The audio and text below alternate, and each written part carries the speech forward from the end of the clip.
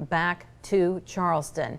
The suspect had waived extradition, so Dylann Roof will be brought back right away with him not fighting, being taken back to Charleston. It looks like there's a big police presence there, Dondi. Looks like they are preparing that plane for Roof to get on at this moment. Once again, waiving extradition. There's a look at him right there, walking up to the plane.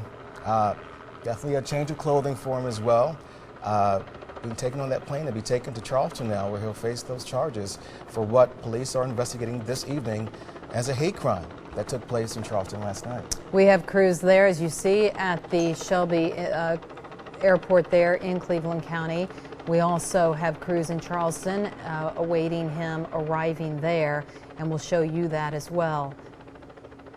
We're going to tell you more about the victims that this man is accused of killing as we watch him getting prepared to board that plane and take off. It was earlier this afternoon that the police had found him after a woman called in a tip saying she recognized the vehicle in Shelby, North Carolina, and that she ended up apparently pulling up close to the side of the car as she was driving and looked in and recognized the haircut.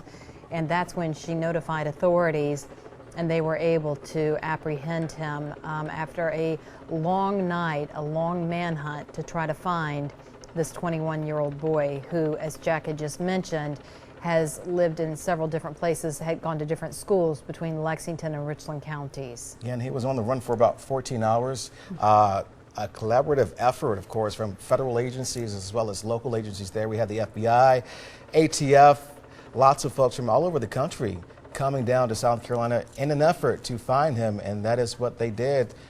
The police chief there in Charleston saying when they did get to him, they said he was pretty calm.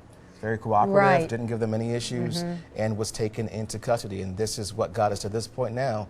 He's there waiting to get on that plane to be taken back to Charleston to face those charges. Police Chief Greg Mullen had spoken earlier, becoming emotional as he thanked everyone, law enforcement, the media, and the public for their efforts. And it was because of those combined efforts that we are watching right now what we are, because of that, the information getting out to the public and a woman being able to spot him and call authorities right away and get them on the scene. But as you mentioned, Lynn, several major forces coming together to make this happen. And lots of questions still this evening, Dondi. Of course, we have that suspect in custody, but the next big question is why this happened.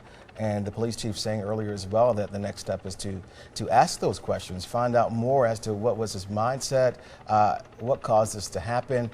As we've been reporting for you throughout the day, he actually went to the church and spent about an hour inside that prayer meeting / Bible study there with those church members. And then after it was over, opened fire, killing 9 people there inside the church.